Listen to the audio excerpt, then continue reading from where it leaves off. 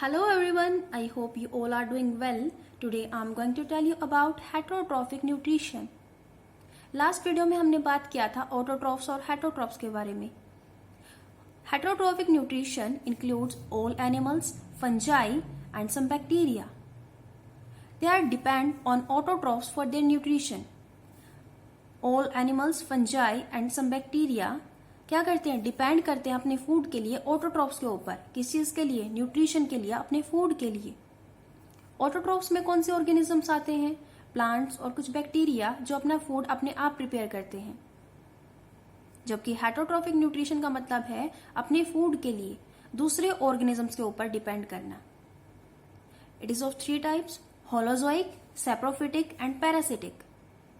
Holozoic nutrition के under जो animals आते हैं, जो ऑर्गेनिजम्स आते हैं, वो क्या करते हैं, सॉलिड फूड पार्टिकल को बॉडी के अंदर ले लेते हैं, कुछ एंजाइम्स के हेल्प से उनका ब्रेक डाउन करेंगे, देन न्यूट्रिएंट्स को यूटिलाइज करेंगे. इनके एग्जाम्पल है mainly amoeba and animals. Saprophytic nutrition के अंडर जो ऑर्गेनिजम्स आते हैं वो क्या करते हैं, फीड करते हैं डेड और डिकेइंग मैटर पे. जो सड़ा गला एनिमल्स के पार्ट होते हैं या डेड डिकेइंग मैटर होता है उसके ऊपर क्या करते हैं, फीड करते हैं, उनके न्यूट्रिएंट्स को यूज करते हैं. थर्ड है पैरासिटिक. ऑर्गेनिजम्स लिव इन और on the body of other organism.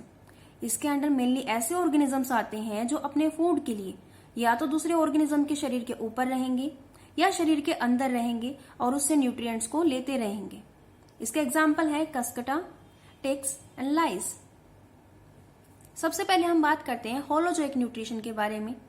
इसका एक एग्जांपल लेते हैं अमीबा, कि उसके अंदर न्यूट्रिएंट्स कैसे क्या होते हैं, यूटिलाइज होते हैं. In amoeba holozoic mode of nutrition is found. Holozoic का मतलब क्या है, सॉलिड फूड पार्टिकल को कंप्लीटली अंदर लेना और बॉडी के अंदर ही उसका डाइजेशन करना. होलोजोइक मतलब कंप्लीट फूड पार्टिकल को अंदर ले जाना. Nutrition take place by phagocytosis.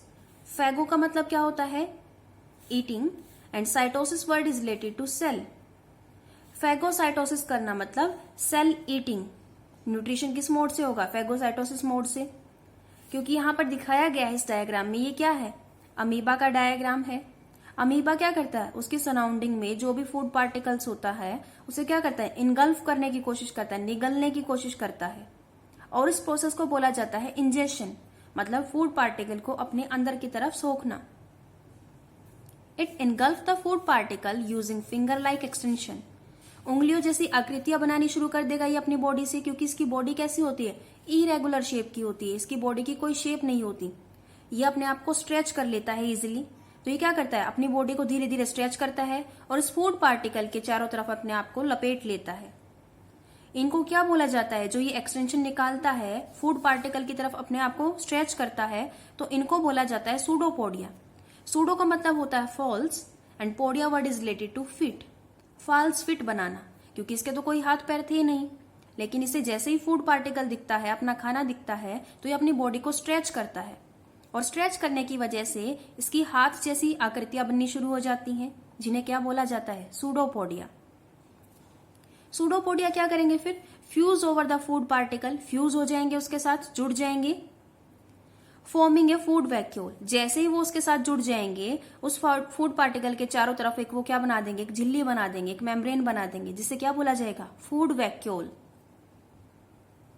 Food vacuole बनने के बाद क्या होगा, inside food vacuole solid food broken down into simpler ones. उसके ऊपर एंजाइम का एक्शन होगा. इसकी बॉडी के अंदर जितने भी एंजाइम्स हैं वो क्या करेंगे, इसको तोड़ना शुरू कर देंगे सिंपल न्यूट्रिएंट्स के अंदर. देन जो सिंपल से न्यूट्रिएंट्स हैं वो धीरे धीरे क्या होने शुरू हो जाएंगे, टूटने शुरू हो जाएंगे और इस वैक्यूल से बाहर की तरफ आने शुरू हो जाएंगे. इसे बोला जाएगा एब्जॉर्प्शन. जब इस फूड पार्टिकल को तोड़ा जाएगा, इस प्रोसेस को तो बोला जाता है डाइजेशन. जब इस फूड पार्टिकल को तोड़ा जाता है, जब धीरे धीरे जो न्यूट्रिएंट्स टूट गए हैं वो बाहर की तरफ निकलना शुरू करते हैं साइटोप्लाज्म में, उन्हें बोला जाता है एब्जॉर्प्शन, क्योंकि उनको सोखा जा रहा है बॉडी के द्वारा. देन एसिमिलेशन, मतलब जो न्यूट्रिएंट्स बाहर निकले हैं साइटोप्लाज्म में उनका मिल जाना, किसके साथ, साइटोप्लाज्म के साथ, इसकी बॉडी के साथ, और उनका यूज करना. उसके बाद कुछ वेस्ट भी बच जाता है, क्योंकि उन्होंने क्या किया था, पूरे कंप्लीट फूड पार्टिकल को अपने अंदर लिया था. तो कई बार क्या होता है, अनडाइजेस्टेड फूड पार्ट रह जाता है उसे रिमूव किया जाता है इजेशन की प्रोसेस से। इजेशन का मतलब होता है कि वेस्ट को बाहर निकालना बॉडी से, क्योंकि जो एब्जॉर्ब करना था वो तो कर लिया, उसके अलावा क्या बच गया, वेस्ट, जिसे बॉडी से बाहर निकाल दिया जाएगा सेल सरफेस से ही। देन नेक्स्ट है न्यूट्रिशन इन पैरामीशियम। पैरामीशियम क्या होता है, एक यूनिसेलुलर ऑर्गेनिज्म होता है। यूनिसेलुलर का मतलब होता है एक कोशिकीय जीव जो एक सेल का ही बना हो। ये सिर्फ क्या है, एक सेल का ही बना हुआ है। इसके अंदर भी होलोजोइक मोड ऑफ न्यूट्रिशन पाया जाता है। इसकी सेल की एक डेफिनेट शेप होती है। डेफिनेट शेप क्यों बोला है, क्योंकि हमने अमीबा में अभी देखा था कि वो इरेगुलर शेप का था, उसकी कोई शेप नहीं थी, बट ये अपनी एक ही शेप में बना रहता है। और इसके बॉडी के चारों तरफ बहुत सारे हेयर लाइक प्रोजेक्शन होते हैं जिन्हें सीलिया बोला जाता है। सीलिया किस चीज में मदद करेंगे, एक तो इसको मूवमेंट में हेल्प करेंगे जब इसे आगे बढ़ना हो फूड पार्टिकल की तरफ, और दूसरा जो इसका फूड पार्टिकल है उसे इनगल्फ करने में, निगलने में मदद करेंगे। कहां से निकलेगा ये अपने फूड पार्टिकल को, ओरल ग्रूव के थ्रू। ओरल ग्रूव का मतलब क्या है, ये इसके माउथ की तरह एक्ट करेगा। जैसे हम अपने माउथ से क्या करते हैं, फूड को अपनी बॉडी के अंदर लेते हैं, ऐसे ही पैरामीशियम क्या करता है, ओरल ग्रूव के थ्रू यहां से फूड पार्टिकल को अपने अंदर लेगा। देन फूड वैक्यूल फॉर्म्ड, उसके बाद इसको क्या कर दिया जाएगा, यहाँ पर एक फूड वैक्यूल फॉर्म हो जाएगा, जैसे यहाँ पर ये ब्लू कलर के स्ट्रक्चर में दिखाया गया है। देन उसका डाइजेशन होगा, एब्जॉर्प्शन होगा, जैसा कि अमीबा में हुआ था, और अनडाइजेस्टेड फूड पार्टिकल्स को क्या कर दिया जाएगा, रिमूव्ड आउट कर दिया जाएगा। देन नेक्स्ट है saprophytic nutrition. Saprophytes mainly fungi के लिए वर्ड यूज किया जाता है। ऐसे ऑर्गेनिजम्स जो डेड और डिकेइंग मैटर पे क्या करते हैं, जिंदा रहते हैं। अपना न्यूट्रिएंट्स कहां से लेते हैं, डेड और डिकेइंग मैटर से। सड़े गले पदार्थों से क्या करते हैं, अपना फूड लेते हैं, अपने न्यूट्रिएंट्स लेते हैं। सबसे पहले क्या करते हैं, फूड को पार्शियली डाइजेस्ट करते हैं। जैसे फंगस वगैरह है, ये क्या करेगी, डेड और डिकेइंग मैटर पर ग्रो करेगी। कोई लकड़ी का गट्टा है, टूटा हुआ है बहुत टाइम से, सड़ गल रहा है धीरे धीरे, ये उसके ऊपर ग्रो करेंगी, उससे न्यूट्रिएंट्स को एब्जॉर्ब करेंगे अपने अंदर। देन क्या होगा, पहले तो ये बाहर की तरफ कुछ एंजाइम रिलीज करेंगे उस चीज के ऊपर। एंजाइम रिलीज करते ही वो जो चीज है वो टूटनी शुरू हो जाएगी सिंपल वन में। जैसे ही यहाँ पर न्यूट्रिएंट्स छोटे छोटे पीसेस में टूट जाते हैं, उनको ये अपनी बॉडी के अंदर क्या कर लेगी, एब्जॉर्ब कर लेंगे। देन लास्ट है पैरासिटिक न्यूट्रिशन। पैरासिटिक न्यूट्रिशन क्या होता है, These organisms live in और on the body of host organism। Host मतलब जिस ऑर्गेनिज्म के ऊपर वो ग्रो कर रहे हैं, न्यूट्रिएंट्स ले रहे हैं जिससे, जो उनको अपनी शरीर के अंदर या शरीर के ऊपर रख रहा है।